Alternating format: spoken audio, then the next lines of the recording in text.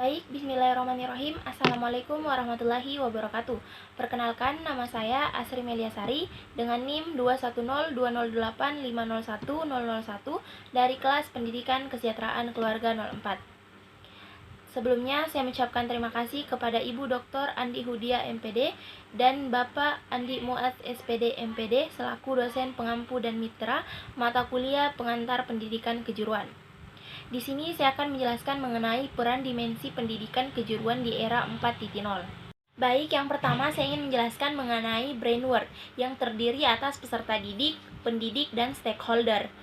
Atau bisa dikategorikan peserta didik yaitu siswa. Siswa adalah pembelajar yang harus ditumbuh kembangkan potensinya sejalan dengan tujuan pembelajaran.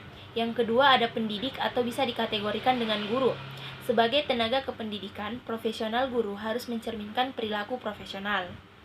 Ketika guru memiliki perilaku profesional, siswa juga akan merasakan dampaknya.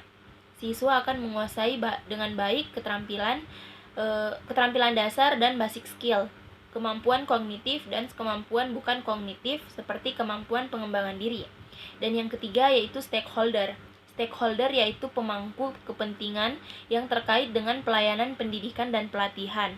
Stakeholder dapat dikelompokkan menjadi yang pertama, yaitu stakeholder internal yang meliputi siswa, guru, kepala sekolah, staf tata usaha, dan yang kedua yaitu stakeholder eksternal meliputi pemerintah dan masyarakat. Pemerintah diwakili oleh para pengawas, dinas pendidikan, wali kota dan bupati, departemen pendidikan dan kebudayaan, bahkan sampai menteri kependidikan. Kedua, saya ingin menjelaskan mengenai software yang terdiri atas kurikulum, program, dan manajemen. Kurikulum adalah seperangkat rencana dan pengaturan mengenai tujuan, isi, dan bahan pembelajaran, serta cara yang digunakan sebagai pedoman penyelenggaraan kegiatan pembelajaran untuk mencapai tujuan pendidikan tertentu. Yang kedua yaitu program pendidikan adalah kegiatan-kegiatan yang dilakukan dalam rangka mencapai tujuan-tujuan pendidikan sesuai dengan strategi dan kebijakan pendidikan yang telah diterapkan. Dan yang ketiga adalah manajemen pendidikan sebagai suatu proses perencanaan, pengorganisasian, pelaksanaan, dan pengawasan dalam pengelolaan sumber daya yang berupa money, material, metode, dan machines, market, minute, dan informasi untuk mencapai tujuan yang efektif dan efisien. Ketiga, saya ingin menjelaskan mengenai hardware yang terdiri atas laboratorium, bengkel, dan sapras.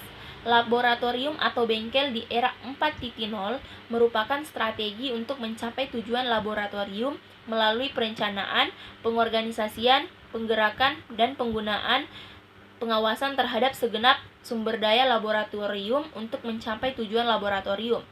Dan sarpras pada nyatanya dapat dikatakan pada dasarnya berperan penting pada suatu pendidikan, yang mana sarana prasarana harus disesuaikan dengan banyak pedoman yang ada.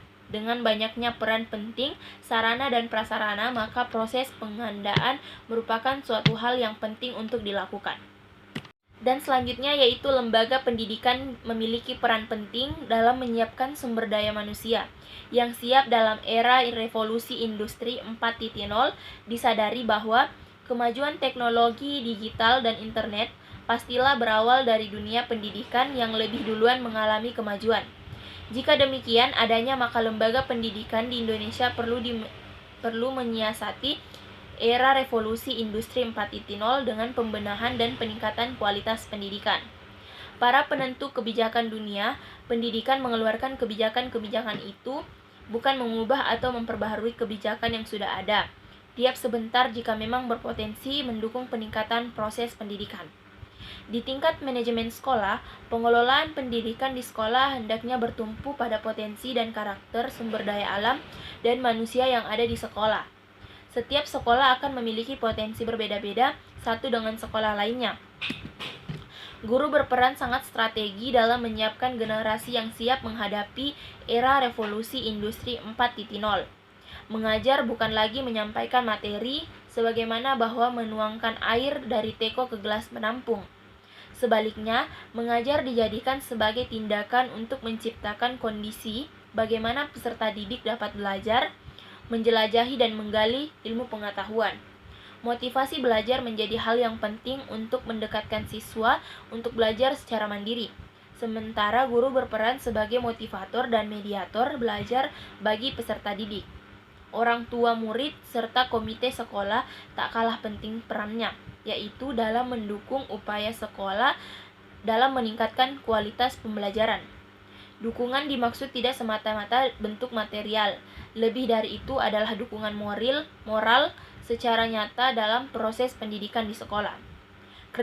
Kerjasama semua pihak yang terkait dalam pengembangan misi pendidikan akan menciptakan peluang positif bagi lulusan lembaga sekolah dalam menghadapi era revolusi industri 4.0. Mungkin itu saja penjelasan saya mengenai brainword yang terdiri atas peserta didik, pendidik, dan stakeholder, dan yang kedua software yang terdiri atas kurikulum, program, dan manajemen, dan yang ketiga hardware yang terdiri atas laboratorium, bengkel, dan sapras. Sekian dan terima kasih. Wassalamualaikum warahmatullahi wabarakatuh.